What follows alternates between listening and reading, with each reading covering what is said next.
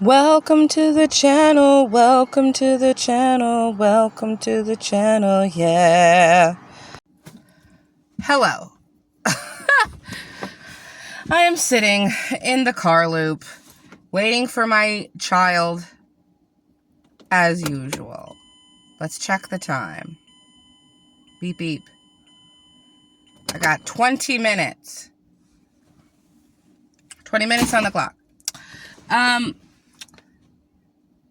Welcome back to the channel. This is Kamaria, or Black Siren Creates, and today we're gonna get a little heavy, okay? So, when I am recording this, it's literally like the 2nd of February, 3rd?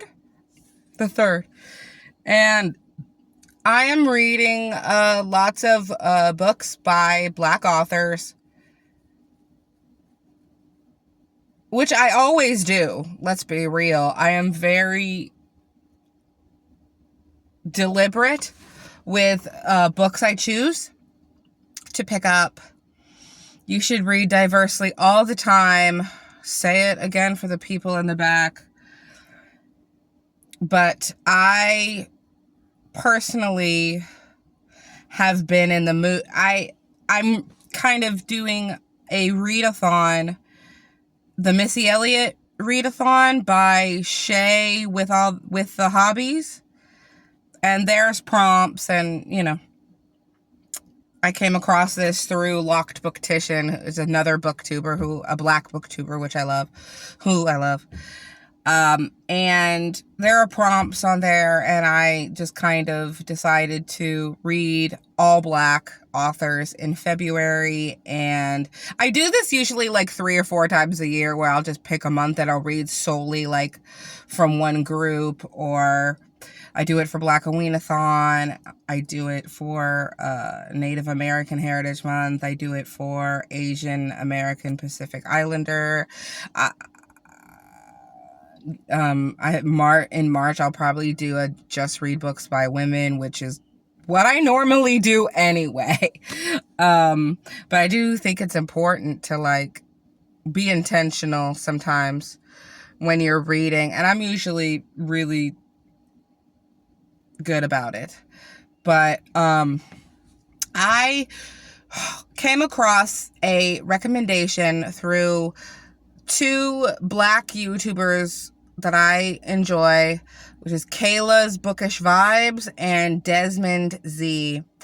And these are 2 books by Daniel Black, and it's Don't Cry for Me and Isaac's Song. And I listened to these on audio, and I devoured them in 2 days. But I listened to them on audio, and I listened to my books on like twice the speed, so I can finish a book in a few hours. And a lot of people have been, reading that book and feeling so moved and touched. And usually I don't do literary fiction, and usually a lot of times I don't really read books by men in general, even if they are people of color. So that's something I do need to work on, because not all men, it's hard for me to get in the mind of a man, because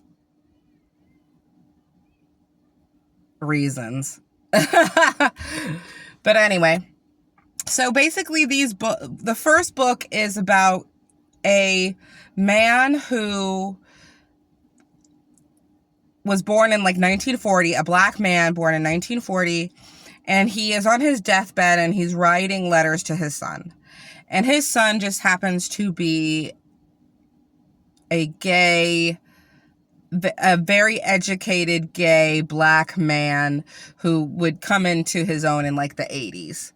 And then the second book is following the son's perspective as he deals with his father dying, and he looks back on his life in a similar fashion to what his dad did in the first book. So it's kind of like a call and answer. You meet the father in the first book, and then you kind of see the son in the second book, and you can see how certain, as they were both looking back on their lives and their relationship, you can see like the certain things that stood out to each of them, and how certain things that meant a lot to one person didn't to the other. And just little, things about parental relationships with children. And then you add in, the Black community and how, our elders treat us. And I feel like it's, and as a person of a certain age, I'm 36 years old, I am married, I have 2 kids, and I have been thinking and looking back on my life and relationship with my father and my mother. And I can look at these books and I can understand that for a lot of people, if you don't go to therapy or if you're not a very self-aware person, these books are like, I don't know, the new Bible, like a how-to guide, or like how to feel about relationships with, your elders, and how you can look at your life and kind of look at, okay, well, this is all the stuff that my parents did wrong, without thinking of our parents as fully realized human beings.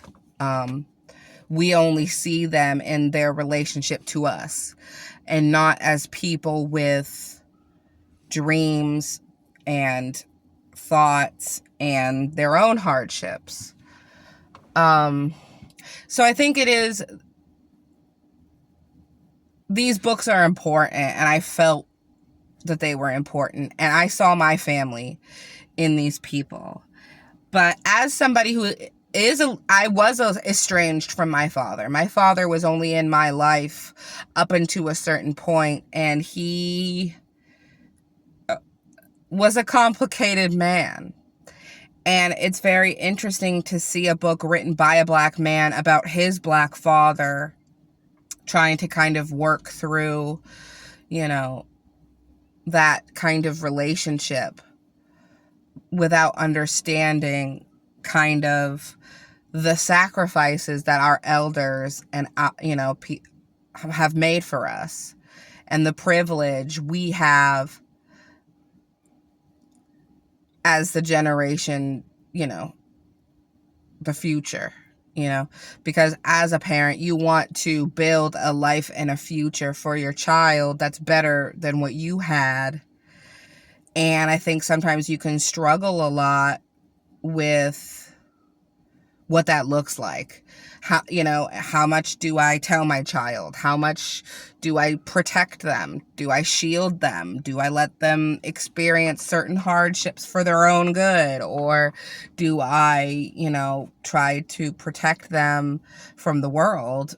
But the world, you need to be prepared for it as well. So I think it's kind of that balance as, a parent that you feel, because I think it's very easy to just look at your parents and just blame them for all your problems. But the one thing that I took away all the things. I have so many quotes that resonated with me. I have a lot of feelings, and at the moment in life, I am currently depressed. And because of family dynamics and family things, because my mother was white, and at some point I became very estranged from my father and my whole Black side of the family. And I have struggled my whole life with my identity because I am a mixed race person. And so that's why I intentionally try to read Black things, and it's because I'm trying to see myself and kind of look for that identity and that connection. And even as a grown-up, I've started to try to reach out to my father, because my father is passed. So I can't really ask him any of these questions because he's no longer here. And so I could relate to the fact, like, it's like, oh, okay, well, we didn't have the best relationship while he was alive. And it's interesting to think that, like, how did he feel about our relationship and our situation, versus like my perception of historical events. And me reaching out to like my Black side of the family, a lot of them are older and they have very, as with all older people, generational issues. There are a lot of questions that come up and a lot of things that I do still think that people have to be held accountable for how they act and things. And I do think a common thing in my generation, I was born in the 80s. So I think a lot of times with my generation, as we are having kids, we are trying to break generational curses, and we are trying to not pass on our trauma to our children. And yes, our parents didn't know any better. But at the same time, I do feel like my generation is starting to try to talk to the older generation and be like, hey, even though I know that you were doing the best you could with the tools that you had, you still, something that you did or, a decision you made still hurt me. And I was reading in the second book, Isaac's Song, and the first book is structured in letters, but the second book is structured like he is writing in a journal as an exercise for therapy. And there was one thing that they said, it's like, oh, the person who harmed you can't heal you. You have to do that, on your own, and you have to be able to forgive the people who harm you. And that really resonated with me because parents do the best they can, and they will inadvertently hurt their children, even if they have the best of intentions. Like, it's unavoidable because we are all human beings. But as much as I believe that, there is a part of the first book where he's writing a letter and he's like, I couldn't understand you because we were so different, and I loved you in the only way I could, the only way I knew how, because nobody taught me. My dad didn't teach me. And he wrote in the letter, just know that I tried. And you're reading this whole book as he's writing these letters, but he's still not, as he's trying to write these letters to his son, he does try to like reach out to him. He tries to call him and hangs up. He tries to drive to, go see him, and he turns around. And for me, it's like, well, yes, you tried, but did you try hard enough? And I got to the end of the first book, like, yes, you tried, and you, on your deathbed, you realized, looking back on your life, that you messed up, but you are not really going the extra mile to really try to, reconnect with your son because you are, afraid, or your pride is getting in the way. So I think even when you have that kind of generational conversation, I do think the takeaway from the book is all the healing, all the stuff. But I do feel like even though we do have to kind of realize that you can't just blame other people for your issues, and you also have to take accountability, because you can go get educated, and you could go to therapy, and you could do all these things, and you can't sit around and wait for an apology.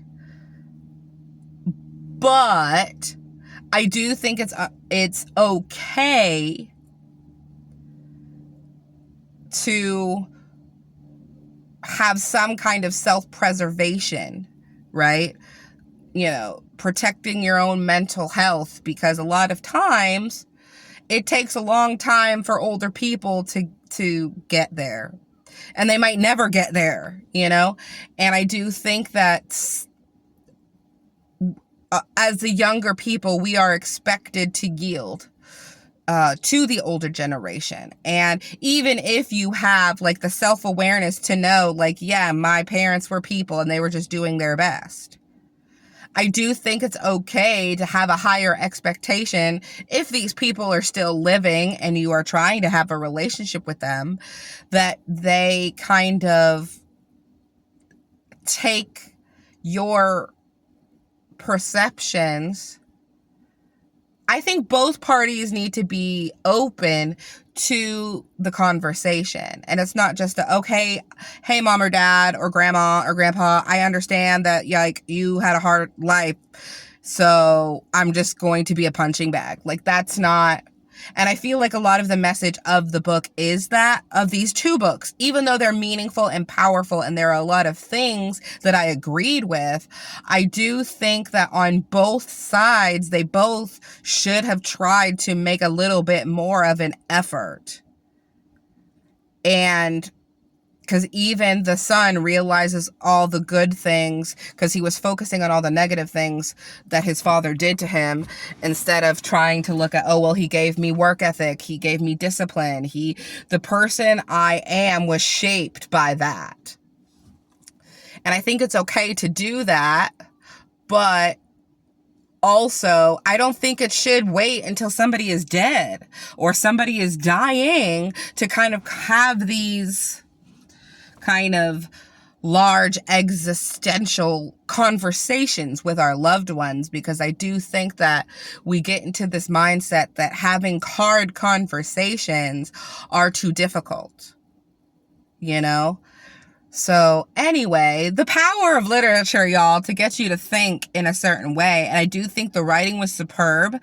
I do think the books are worth a read for sure. I just, as with anything, you can find flaws and kind of critique in them, because I do think it's a beautiful idea that this old guy kind of came to terms with his own flaws and wanted to apologize to his son, but he never sent the letters. He never actually, had tried to have a conversation with his son while he was alive, and he just kind of expected his son to kind of do all the work when he was gone. And I do think that that was a little bit cowardly, but that's just the cross we bear as children, kind of growing up and realizing that our parents are not perfect. But I also think it's okay to acknowledge the fact that they weren't perfect and they had their struggles, but that doesn't absolve them of accountability. But anyway, that's my 2 cents. I'll see you next time, book nerds.